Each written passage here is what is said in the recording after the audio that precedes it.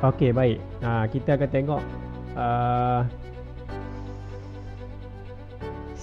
ni apa ni? Kira macam rumusan dia lah kuat ni.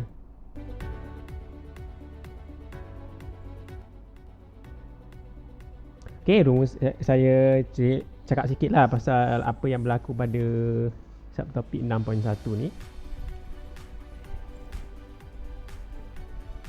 Okey, tapi kebanyakannya kamu sudah belajar tu. Saya rasa dalam geo ada disentuh dalam geo ke tenaga yang boleh diperbaharui, tenaga yang tak boleh dibaharui.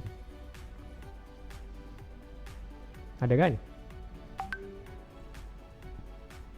Ada juga. Ada. Jadi benda saya rasa detail jugalah kamu punya geo, ada tempat-tempat lagi kan boleh tahu di mana lokasi-lokasi di Malaysia yang menggunakan tenaga-tenaga yang boleh dibaharui dan tidak boleh baharu. Okey. Tapi tak apalah, saya mungkin rumusan sajalah. Okey. Jadi tenaga dibahagikan kepada berapa kategori. Semua orang tahu kan ni.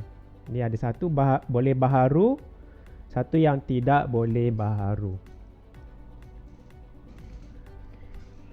Okey. Jadi di Malaysia ni ada semua ke? Dua-dua ni. Kita ada yang ada yang tidak ada. Okey, sebab untuk mendapatkan tenaga, kita kena tengok negara kita lah macam mana. Kadang-kadang kita tengok lokasi, cuaca dan sebagainya lah. Okey. Jadi tenaga yang boleh baharu. Okey, tenaga boleh baharu ni dari segi perkataannya boleh baharu. Maksudnya boleh diganti secara terus menerus. Dia tidak pernah putus. Tidak akan habis, maksudnya tak pernah putus lah. Okey, jadi selalu ada. Selalu ada lah orang bilang. Okey. Tetapi kalau yang tak boleh baharu, dia apa? Dia tak ada ganti. Kalau ganti pun kalau diganti balik pun makan masa jutaan tahun.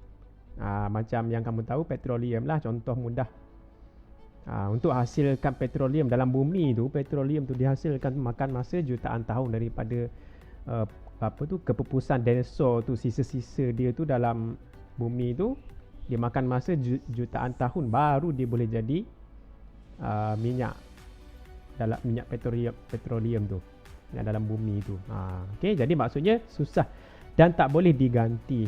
Dan bila kita guna, dia akan habis. Dia tak boleh terus diganti dengan cepat. Okey, maksudnya dia akan habis lah. Kalau kita guna, habis. Macam tu. Okey. Jadi untuk yang baharu ni banyak lah. Okey. Dan dalam zaman sekarang ni lagilah banyak aplikasi yang menggunakan tenaga yang boleh baharu ni. Terutamanya yang kamu pernah dengar, tenaga solar dan sebagainya lah. Okey. Jadi kalau diikut di sini ada 7 tenaga yang boleh baharu. Hidro, ombak, solar, pasang surut, angin, biojisim, geoterma. Okey. Dalam banyak-banyak ni, mana satu yang kamu tak tahu apa maksud dia? Ada yang tak tahu dalam banyak-banyak ni? Mungkin dalam geo tiada ke kan? Perkataan-perkataan yang ini tidak ada dalam geo.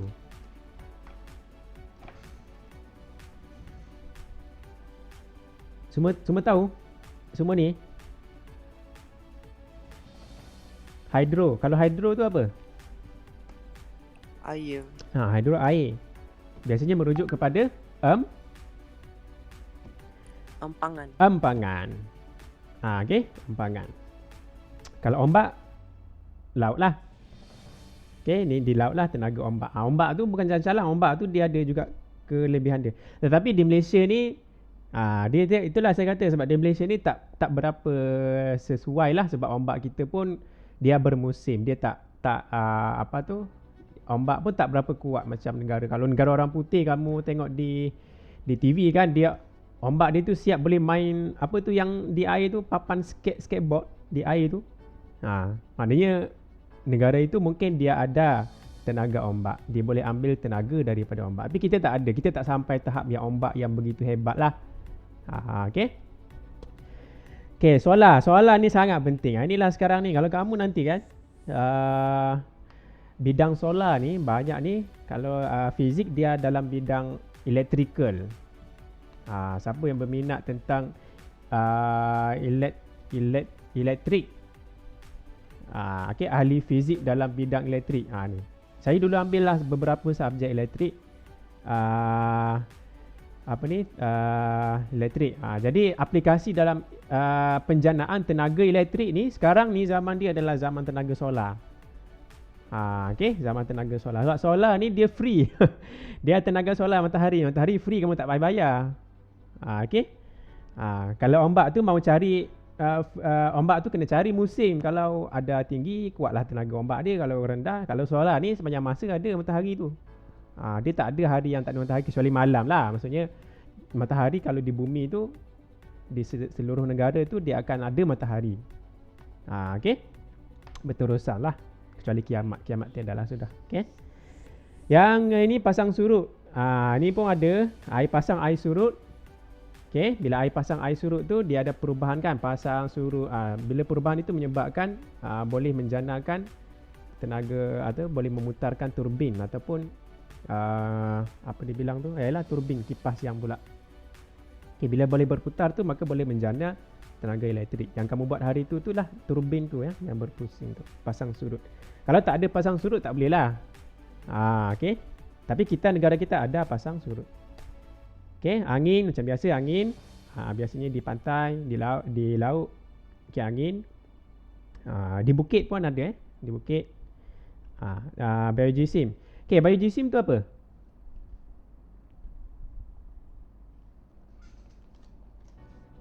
Biogeosim tu adalah apa?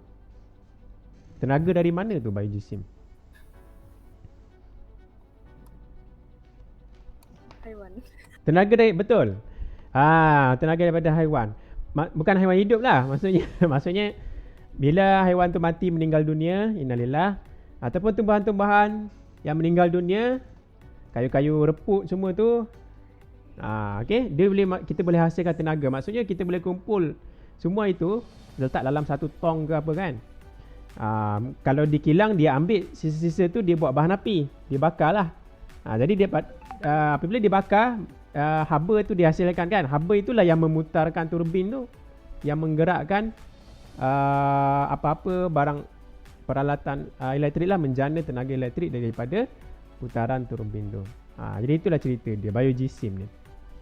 Okay, dia daripada sisa-sisa haiwan, tumbuhan, taik lembu ke. Tak kisahlah. Okay.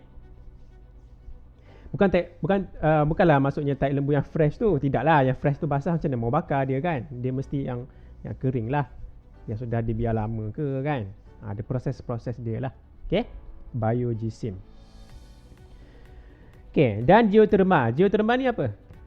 Kamu kena tahu ni, geoterma tu apa?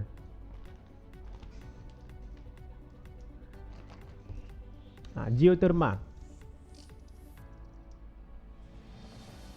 Geo apa geo? Geo?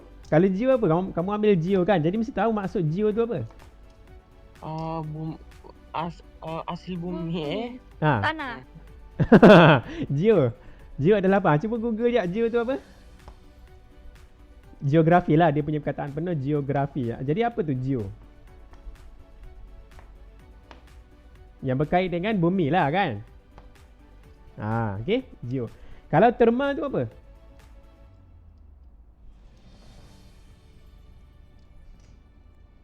Terma adalah terma dan syarat. Itu bukan tu. Itu terms and conditions. Tu bukan, tu lain. Terma. Apa terma? Dalam bahasa Inggeris dia thermal. T-H-E-R-M-A-L. Thermal. Maknanya berkaitan dengan haba. Jadi apa yang di bumi yang melibatkan haba yang tinggi? Apa fenomena di bumi yang... Okey, gunung berapi. Bagus. Sebab tu istilahnya geoterma. Maksudnya apa-apa yang di bumi ni yang menghasilkan tenaga haba. Gunung berapi lah. Ataupun kolam air panas ke, Jadi bila dihasilkan haba tu lah yang ada potensi yang kita boleh buat satu turbin supaya dia berputar untuk menghasilkan tenaga elektrik. Okey. Jadi itu pentingnya geotermal. Tapi jaranglah tempat kita ni macam tak ada ni geotermal ni di negara-negara yang aktif. Maknanya gunung berapi lah. Mungkin ada di Indon, mungkin lah. Ni boleh explore sendirilah. Okey. Negara kita tak ada Okey, contoh yang ni kamu tahulah tenaga nuklear, arang batu, gas asli, petroleum. Tenaga nuklear. Ni semua ni tenaga yang habis lah. Yang bila dipakai dia habis. Okey, dah tak boleh tak susah ataupun habis digunakan lah kalau kita sudah pakai dia. Okey. Okey, jadi itu rumusan dia lah tentang tenaga yang boleh dibaharui dan tenaga yang tidak boleh baharu. Dan ini contoh-contoh ini kamu boleh baca lah di tempat-tempat Malaysia. Saya rasa di dalam subjek geografi pun ada juga disebut lah. Okey. Tempat-tempat di mana tenaga-tenaga yang tadi dihasilkan.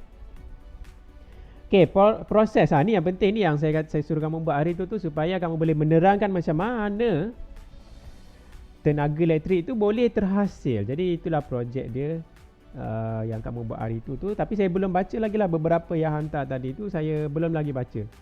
Sebab banyak sangat budak-budak yang WhatsApp. Jadi mungkin tertinggal lah kamu punya mesej tu di bawah-bawah lagi. Jadi sabar je lah Okay. Proses penjanaan tenaga elektrik. Okay. Yang ini maksudnya dia kena ada. Sebab itu kamu buat putaran dulu. Yang projek kamu tu kamu buat sesuatu yang boleh berputar. Okay, jadi bila ada putaran itu dia ada tenaga kinetik kan. Bila ada tenaga kinetik maka dia boleh menghasilkan ataupun ditukarkan kepada tenaga elektrik lah oleh generator lah. Okay, dia kena ada generator Okay, jadi ini cerita-cerita ataupun proses dia yang secara detail lah macam mana dalam motor tu, dalam penjana tu dalam penjana tu terhasilnya arus elektrik. Sejarah dia adalah daripada kalau dalam fizik dia panggil gerakan relatif. Kalau tahun depan kamu ambil tahun depan kita 4 kita 5 baru ada tajuk ni elektrik. Tak apalah. Gerakan relatif maksudnya kalau kita ada ni susunan yang paling ringkas untuk membuktikan bahawasanya arus elektrik tu ada dalam litar ini. Kita ambil satu galvanometer. Ini mengukur ini je lah, mengukur kehadiran arus elektrik lah. Okey, alat ni mau tahu ada arus ke tidak ada dalam litar ni. Dan ambil magnet ni tak semestinya macam ni. Magnet tu apa-apa magnet, ada kutub S, ada kutub U, duduk secara bertentangan dan di tengah-tengah ni kamu ambil dawai, kamu kasih gerakkan ke atas ataupun ke atas ke bawah, ke atas ke bawah. Nanti pada alat ni dia akan menunjukkan bacaan. Maksudnya ada arus elektrik mengalir. Syarat dia mesti ada gerakan relatif. Dalam fizik dia panggil gerakan relatif. Maksud relatif tu salah satu mesti bergerak. Sama ada kamu gerakkan wayar, magnet ni tak bergerak. Gerakkan wayar sahaja ke atas ke bawah. Ataupun kamu gerakkan magnet. Macam ni. Wayar tak bergerak, kamu gerakkan magnet. Pun ada juga arus yang mengalir dalam litar elektrik ni, dalam dawai penyambung ini. Okay. Ini situasi kalau guna magnet yang macam ni lah. Kalau ada juga kadang-kadang kita boleh buat wayar itu kita boleh gulung. Boleh gulung. Dia akan jadi solenoid. Dia panggil solenoid. Bila kita gulungkan wayar tadi ni, kita gulung jadi solenoid. Magnet itu sekarang ni kita ambil magnet yang bar lah, magnet bar. Cuba kita gerak masuk ataupun kita gerakkan gegelung ini yang solenoid, kita gerakkan atas bawah. Magnet tu statik tak bergerak. Dalam keadaan macam ni pun dia boleh terhasil arus elektrik. Okey. Sama juga macam ni. Yang sekarang ni magnet yang bergerak tapi gegelung tak bergerak. Okey. Pun sama juga akan ada arus elektrik mengalir. Jadi cerita dia tenaga elektrik itu macam mana boleh dihasilkan? Itulah disebabkan oleh gerakan dawai. Ditulis sini gerakan dawai ataupun boleh juga disebabkan oleh gerakan magnet. Sama ada dawai yang bergerak magnet tu duduk diam, ataupun kita gerakkan magnet, dawai itu duduk diam. Okey. Itu adalah macam mana tenaga elektrik boleh. Jadi ceritanya tu adalah disebabkan oleh pemotongan flux magnet. Tapi ini ada, saya rasa ini kamu boleh tengoklah dikata kalau kita buat macam tu, sama ada dawai bergerak ataupun magnet bergerak, garis medan magnet dipotong. Kalau kamu ingat, kamu pernah buat, saya rasa kamu pernah kot.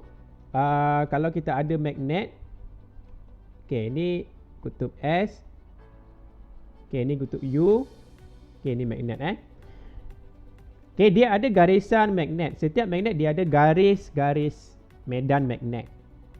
Garis-garis medan magnet.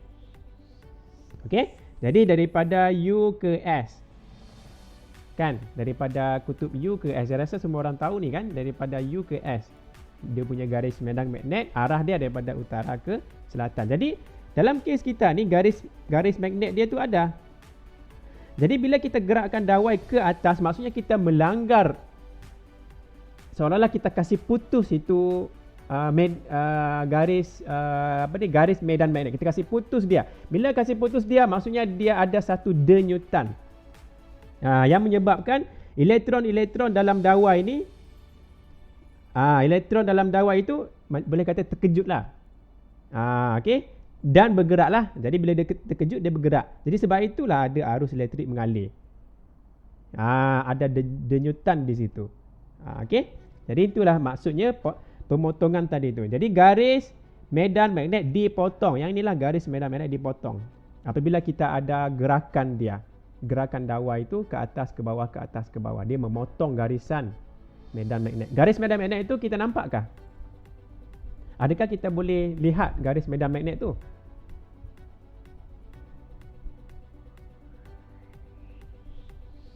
Kita boleh nampak garis medan magnet tu.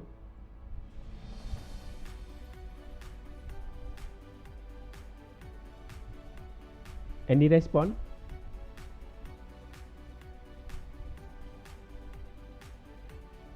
Tidak, cikgu. Tidak. Garis medan magnet tak nampak. Kita hanya nampak magnet lah. Magnet kita nampak. Tapi garis medan magnet ni, garisan ni, kita tidak nampak. Tapi aktiviti dia, macam mana saya boleh lukis tu? Aktiviti dia kalau kamu pernah buat, saya rasa kamu pernah buat kot. Kamu tabur serbuk besi di sekitar magnet. Saya rasa pernah buat kot. Kamu pernah buat kot dulu sekolah rendah ataupun di tingkatan 1, 2. Pernah buat ke? Yang ada magnet, kamu tabur serbuk besi di keliling magnet tu. Kamu lihat dia punya garis-garis yang muncul. Pernah buat? Pernah, cikgu. Itulah garis medan magnet. Maknanya kewujudannya ada, tapi tak nampak lihat dengan mata kasar. Tapi dia ada. Dia ada. Okey, jadi itu adalah cerita ringkas macam mana tenaga elektrik boleh dihasil. Jadi dalam itu yang saya harap kamu dapat terangkan penerangan tentang inovasi ataupun projek yang hari itu. Kamu masukkan yang inilah sebenarnya macam mana tenaga elektrik itu dihasilkan. Dia daripada inilah gerakan dawai ataupun gerakan magnet. Okey. Jadi itu adalah berkenaan proses penghasilan tenaga elektrik. Dan yang berikutnya adalah detail untuk macam mana elektrik itu boleh dihasilkan mengikut jenis-jenis tenaga. Contohnya yang ini, tenaga yang tak boleh baharu menggunakan gas asli arang batu diesel. Ini gambaran dia lah macam mana di stesen itu menggunakan gas asli arang batu untuk menghasilkan tenaga elektrik. Konsepnya semua lebih kurang sama sahaja. Dalam itu mesti ada turbin. Ni turbin. Siapa tak tahu gambar turbin boleh Google turbin. Ini gambar 2D lah, tak nampak. Mana kalau gambar 3D tu dia macam kipas yang bulat tu lah. Okey. Jadi itu turbin. Jadi macam mana proses dia? Ni saya secara ringkas lah. Okey. Bakar bahan api. Jadi arang batu gas asli tu dibakar sini. Okey, dibakar sini. Bila dibakar, dalam ni ada air. Dalam ada air. Jadi air tu akan mendidih dan akan jadi wap. Okey, bila diwap, dia akan dikeluarkan di sini. Jadi wap air, jadi steam lah. Maksudnya dia keluar sini, dia akan memutarkan, menggerakkan turbin itu. Berpusing, maka di sini ada generator penjana, motor lah. Mana motor ini dia akan menghasilkan ataupun menjana tenaga elektrik dan disampaikan di rumah-rumah ke, di kilang-kilang ke. Okey. Itu secara ringkas lah. Proses dia adalah kenapa dia di bawah. Lepas bila dia jadi steam, dia akan steam tu dia akan masuk ke kawasan kondenser. Kondenser ni tempat mengkondensasikan steam kepada cecair balik lah. Okey. Macam mana boleh jadi kondensasi di sini ni? Air laut ni kan sejuk. Ni air laut. Sebab apa dia guna air laut ni? Air laut ni dimasukkan sebab dia panas kan. Bila panas dalam ni, dia perlu dikeluarkan haba itu. Jadi dia guna air laut sebagai ejen penyejuk. Okey, air laut dalam pipe ni, dia pipe asing-asing Okey, air laut masuk. Jadi tadi steam yang panas tadi tu habanya dipindahkan ke dalam air laut. Jadi bila air laut tu keluar balik, dia akan keluar sekali di sini haba-haba yang panas ataupun haba-haba yang tinggi tadi tu dikeluarkan daripada turbin tadi. Okey. Yang lebihan lah maksudnya. Jadi bila steam jadi sejuk, maksudnya air laut ni sejuk. Jadi bila sejuk bertemu dengan panas, macam kamu ambil cawan lah. Cawan yang sejuk, dalam peti ais tu ada air kan. Bila kamu keluarkan peti sejuk, lama-lama dia ada titisan air di gelas tu. Dititis air tepi ni kan. Bila daripada tempat sejuk kita keluarkan ke tempat panas, jadi ada titisan. Itulah air yang tu terkondensasi. Itulah yang akan masuk balik. Dia akan masuk balik di mana? Masuk balik di tempat yang asal tadi. Dia akan pergilah proses berulang. Jadi steam balik. Bila jadi steam balik, dia jadi cecair balik. Cecair balik, dia masuk balik jadi steam balik. Macam tu. Proses itu sentiasa berulang. Okey? Itu cerita dia. Okey, dan tenaga solar. Tenaga solar paling simple. Okey, paling simple. Kalau di Singapura kamu tengok dalam kamu cubalah Google di Singapura, kan negara dia kecil kan. Kamu tahu dia pasang solar di mana? Kalau yang projek solar yang besar-besar tu, di mana dia pasang solar panel yang macam ni? Kamu tahu di mana dia pasang? Contohnya dia mahu hasilkan tenaga elektrik yang digunakan untuk bangunan yang besar. Contoh kan. Tapi dia perlukan panel solar yang banyak lah. Di mana dia pasang? Kamu rasa di mana dia pasang? Di Singapura kan negara dia kecil. Di atas atap. Di atas atap. Okey, di atas atap ada juga, tapi di atas atap berapa sangat boleh ini kan? Boleh muat. Rumah-rumah tu kan rumah-rumah kan mungkin rumah orang lain kan. Kena. Dia letak di laut. Di laut. Dia kasih terapung dia punya solar panel tu, dia letak di laut. Jadi dia guna laut sebagai parking untuk solar panel. Kan di laut kan bukan tanah orang kan. Okey, jadi dia guna laut. Juga kamu Google lah, macam seronok lah, macam besar lah ladang apa tu dia panggil, solar panel di laut. Jadi dia ambil kelebihan laut. Canggih. Saya baca berita tu kan, sangat-sangat terkejut dan kagum lah maksudnya. Dia tak ada tanah tapi dia guna laut sebagai tempat menjana elektrik. Bagus. Okey. Baik, yang ketiga, yang ini hidroelektrik. Yang ni semua orang tahulah, empangan. Okey. Ini saya tak pergi detail lah, saya rasa ceritanya sama sahaja. Okey, ni kamu boleh bacalah sendiri. Saya bagi rumusan sajalah. Yang selebihnya memang sudah kamu boleh bacalah. Tenaga angin di Malaysia jarang sebab kita angin tak berapa kuat. Walaupun kamu rasa masa ribut tu sudah kuat, tapi ada lagi negara lain yang kuat. Kalau di tempat saya di New Zealand dulu, angin dia kuat. Angin tidak hujan dia tidak hujan, tapi angin dia memang kuat setiap hari. Setiap hari, setiap pagi kuat angin dia. Jadi bila begitu maknanya tenaga angin, benda ni boleh dipasang di negara itulah. Okey. Untuk menjanakan tenaga elektrik daripada angin. Okey. Yang kelima apa lagi? Tenaga nuklear. Ni nuklear, negara kita pun ke arah itu. Okey, ke arah itu, tapi stesen janakuasa di Malaysia ni setakat ini tidak ada. Negara kita fokus kepada tenaga hidroelektrik untuk menjanakan tenaga elektrik lah. Kalau nuklear belum lagi. Kalau yang negara di Eropah, banyak sudah yang pakai tenaga lemah. Kalau Amerika tu banyaklah diorang pakai tenaga elektrik menggunakan tenaga nuklear. Okey. Ada pro and con lah. Ini kamu boleh baca nanti, boleh google lah pro and con tenaga nuklear. Okey, yang seterusnya biogesim. Ini saya kata tadi, biogesim ini bila dia terperap lama-lama, haiwan reput, tumbuhan reput, dia akan mengeluarkan satu gas yang bagus untuk dibakar. Okey, dia boleh terbakar dengan mudah. Sebab itu kalau ini ada, saya pernah tengok di YouTube lah, diorang simpan tai kerbau ke tai lembu, diletak dalam tong yang tertutup atau dicampurlah bahan-bahan apa yang boleh menyebabkan penguraian tu cepat kan. Bila lama-lama dia akan ada gas yang memang sangat busuk lah, tapi gas itu dia mudah sahaja terbakar. Okay, mudah terbakar bila gas-gas yang dihasilkan oleh penguraian sisa-sisa organik dalam tong tadi itu. Okay, memang daripada dibuang sahaja kan sisa-sisa itu, baik kita kumpul dan jadikan dia sebagai tenaga biogesim.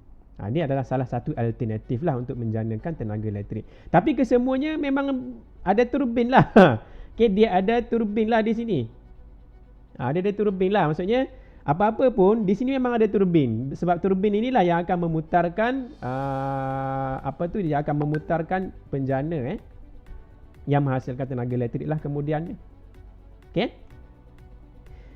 Apa lagi? Okey, habis. Okey, arus elektrik. Okey, arus elektrik, arus dia bahagikan kepada dua. Satu arus terus, arus ulang-alik. Okey, saya rasa pernah dengar jugalah sebelum ni kan, arus terus, arus ulang-alik. Biasanya peralatan yang guna bateri, macam torchlight, kalkulator kamu, ataupun kereta mainan, kontrol yang pakai bateri, bateri jam ke, bateri apa-apa, bateri jam kamu tu, bateri bulat kecil tu ke, yang LR44 tu pun, yang bulat-bulat tu bateri kalkulator pun, itu semua menggunakan arus elektrik jenis arus terus. Maksudnya arus mengalir hanya dalam satu arah sahaja. Okey, inilah bateri kereta pun bateri jugalah. Ni bateri solar panel pun dia menghasilkan arus terus. Okey, menghasilkan arus terus. Okey, arus yang kedua adalah arus ulang-alik. Okey, arus ulang-alik ni biasanya kalau banyaklah di rumah kamu memakai arus ulang-alik jugalah. Okey. Seperti yang inilah, hair dryer, aircon, pembakar roti. Ada banyak lagi lah sebenarnya. Ini contoh-contoh alat yang menggunakan arus ulang-alik. Ulang-alik maksudnya arus dia pergi dan balik. Ni arus elektrik yang arah alirannya berubah-ubah. Maknanya dia pergi dan balik. Pergi dan balik. Okey, secara berterusan. Okey, yang ini adalah osiloskop. Diperkenalkan juga. Okey, osiloskop. Jadi sebelum ni kamu belajar arus terus, arus ulang-alik. Jadi osiloskop ni kita guna dia untuk kita tengok macam mana perubahan voltan pada arus terus dan arus ulang-alik. Maksudnya dari segi gambaran dia macam mana. Okey, sama ada dia luruskah, beginikah ataupun titikkah. Kita boleh kaji dia menggunakan osiloskop. Macam mana keadaan arus terus dengan arus ulang-alik itu. Dia punya perubahan voltan dia punya bentuk graf dia punya corak dia macam mana. Kita boleh tengok semua itu menggunakan osiloskop. Adalah dia punya switch dan tombol yang berkaitan. Tapi tak apa, ini kita skip lah dulu. Ada aktiviti dia lah. Okay. Kalau kamu ada masa, kamu tengok di YouTube lah. Ada yang ada guru yang menerangkan dengan detail lah macam mana sesuatu gambar rajah ni terhasil. Okay. Yang mana satu yang arus terus, yang mana satu yang arus ulang-alik. Okay, jadi ini projek dululah. Okay. Jadi itu je lah untuk rumusan ataupun secara ringkasnya tentang apa yang inilah yang kamu pelajari daripada 2 minggu lepas yang daripada projek kamu buat tu sampailah yang hari ni. Okey, yang kuis tadi tak ada masalah kan? Ada ke masalah? Tiada juga. Tiada kan? Yang kuis tadi saya rasa straightforward lah. Saya pun ambil soalan daripada buku teks lah yang isi tempat kosong ni. Ayat-ayat daripada buku teks. Tapi kalau ada masalah pun tak ada masalah, kamu tanya je. Okey. itulah saya kata kalau kamu berminat tentang ni, dia sekarang ni yang kalau dunia sekarang ni kereta elektrik dengan yang inilah solar panel untuk menghasilkan tenaga elektrik. Itu yang kita pun ke arah itulah. Kalau di China tu diorang jauh sedahlah ke depan. Macam-macam kereta elektrik diorang guna. Okey. Jadi banyaklah. Negara kita tak ada lagi sampai tahap macam tu. Kita pengeluar minyak. Kita pengguna minyak petroleum lagi. Walaupun ada sudah beberapa. Okey. Ada sudah beberapa. Contohnya yang motosikal elektrik, basikal elektrik pun ada sudah menggunakan tenaga elektrik. Tapi belum lagi kita nampak secara meluas lah. Sebab kita bergantung kepada petroleum lagi lah. Okey. Tapi tak apalah, itu sekadar itulah sekadar pengetahuan am. Okey, jadi tak ada apa-apa mau ditanya ke apa ke berkenaan. Kalau kamu berminat tentang elektrik ni kan, dia bidang dia electrical lah. Sama ada kamu ambil electrical engineering, membina membina peralatan elektrik, ataupun electrical physicist. Macam saya lebih kepada electrical physicist, ahli fizik yang belajar tentang elektrik. Kalau electrical engineering tu orang bina lah pembinaan, terlibat dengan pembinaan barang-barang lah. Kalau saya hanya belajar je lah sebab saya physicist. Ahli fizik ni dia belajar benda yang lebih kepada teori lah. Macam tu. Okay. Banyaklah benda yang kamu kena explore. Sebenarnya benda ni banyak. Kalau bab elektrik ni kalau mau cerita ni memang tak ni lah. Kalau kemarin dia orang ada bengkel fizik tingkatan 4 dan 5. Petang kemarin ada penceramah tu, dia ada cerita bidang-bidang yang yang berkaitan dengan fizik yang sangat-sangat banyak lah. Okey, tahun depan kalau kamu ambil fizik pun penceramah tu akan ada lagi, saya akan panggil jugalah untuk explore ataupun cerita bidang apa yang boleh, yang memang kamu tak sangka dia sebenarnya adalah fizik. Contohnya astronomi, kaji bulan, bintang, planet. Itu pun fizik. Kalau nuklear, itu pun fizik. Elektrik, itu pun fizik. Kalau magnet, bidang magnet pun fizik juga. Sebenarnya fizik ni dia sangat-sangat banyak. Dia bukan sekadar dia sangat luas lah. Dia sangat luas. Okey, tapi tak apa, itu kita cerita kemudian lah. Okey. Jadi kalau tak ada apa-apa, kalau ada satu soalan terakhir, kalau tak ada pun tak apa. Ada boleh faham, kalau boleh ikut hands up.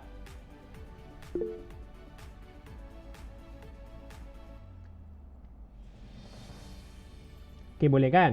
Okey, jadi yang projek tu tak apalah, kalau ada yang order barang tak sampai lagi pun tak ada masalah. Sebab kamu sudah teruskan, kalau mau stop rugi pula. Okey. Sebenarnya projek itu kalau ikut perancangan saya mau guna untuk kalau kamu pergi sekolah, kamu ada datang sekolah beberapa hari ni, di tempat kawasan Taman Orkid tu dekat bilik kesihatan tu, dia ada satu projek kolam ikan. Lama sudahlah, 4 bulan sudahlah projek tu.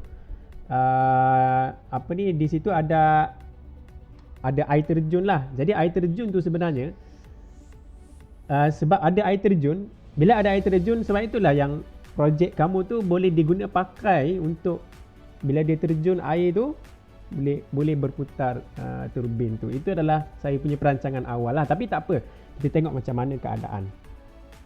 Okey. Jadi rasanya di situ sajalah untuk masa sekarang ni, walaupun tak ni. Kalau kita tidak ada apa-apa, situ saja. Terima kasih semua kerana sudi join, dan kita jumpa lagi lain kali ya. Assalamualaikum dan selamat tengah hari. Sama-sama. Sama.